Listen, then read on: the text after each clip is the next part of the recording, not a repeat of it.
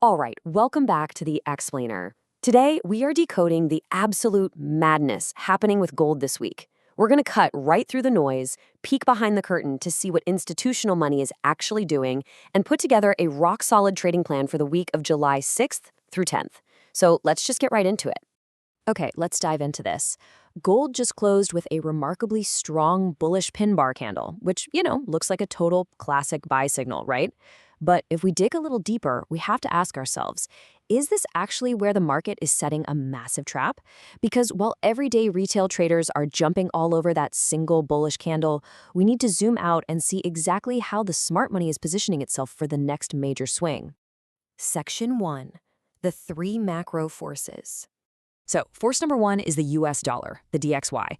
And look, there's a fundamental inverse relationship we have to respect here. When the DXY is strong, gold is weak.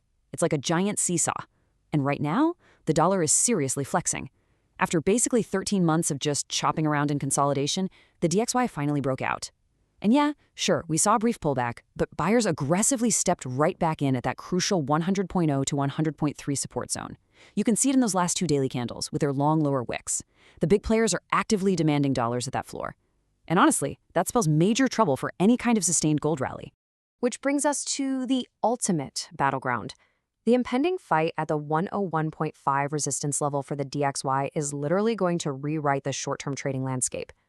If the dollar manages to smash through that 101.5 ceiling, we're looking at a rapid extension up toward 103 and maybe even 104. And if that happens, it completely dictates gold's direction for the entire week, meaning gold tumbles. The dollar is the leader here. Gold is just reacting.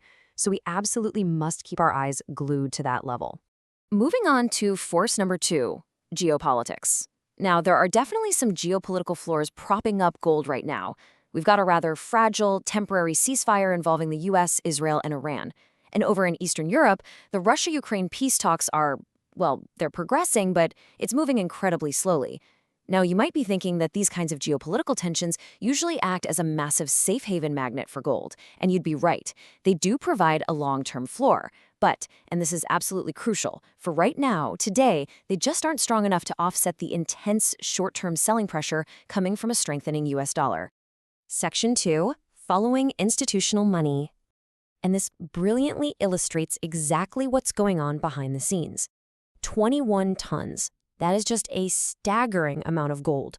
Over just the past 8 trading sessions, the SPDR Gold Trust unloaded 21 tons onto the open market, and that actually includes another 4 tons dumped just this week alone. To put that into perspective, their total holdings dropped from 1,022 tons down to 1,001 tons. So let's think about the logic here for a second. Institutional players rarely, if ever, sell this aggressively at potential market bottoms. I mean, if they actually thought this recent bullish pin bar was the kickoff for a massive rally to the moon, they'd be buying everything in sight, not dumping it.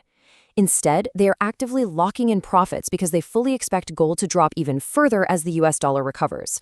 Whenever you see institutional capital rotating at this kind of scale, it's a huge red flag that a major drop is brewing. Okay, Section 3, the gold technical breakdown. Let's look at how the different timeframes are actually fighting each other right now. On the weekly perspective, despite a nice little bounce we just had, the macro picture hasn't budged. Gold is still stuck inside a heavy, long-term descending channel, basically just chopping around between 3,900 and 4,200. Zoom into the daily chart, and the broader bearish market structure of lower highs and lower lows is still completely intact. But drop down to the 4-hour chart, the H4, and things get really tricky. The H4 has suddenly shifted into this short-term bullish mode. We're seeing RSI divergence, a triple bottom, even a potential inverse head and shoulders pattern forming.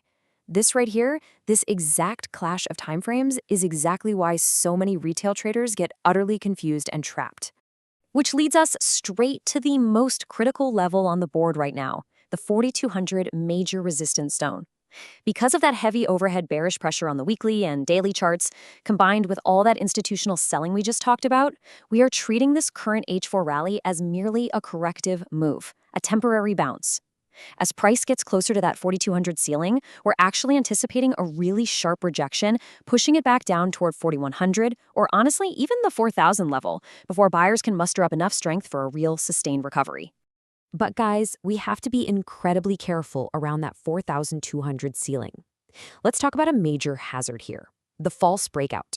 This is exactly what it sounds like. It's when the price briefly spikes past a major resistance level, just long enough to trigger all the retail buy stops, make everyone think it's going to the moon, and then immediately reverses direction and crashes. Our preferred scenario here is that gold either stalls out right below 4,200, or maybe it even pokes its head briefly up to 4,220, just to engineer that exact false breakout trap. The big takeaway for you? It is wildly risky to buy the initial breakout at 4,220. Play it safe, wait for a confirmed retest. Because major resistance zones like this almost never, ever break on the very first try. Now, what's really interesting about this slide is how it all comes together for Section 4, the ultimate trading plan for July 6th through 10th.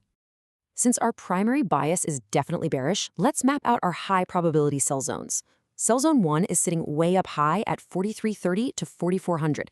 That's a major weekly resistance block. If price actually stretches up there, you'd want a tight stop loss right above it at 4,402, targeting a move way back down to 4,200. Sell zone 2 is at the 4,270 to 4,300 daily resistance area with a stop out at 4,302. And then we have sell zone 3, which lines up perfectly with that H4 descending trend line between 4,220 and 4,250.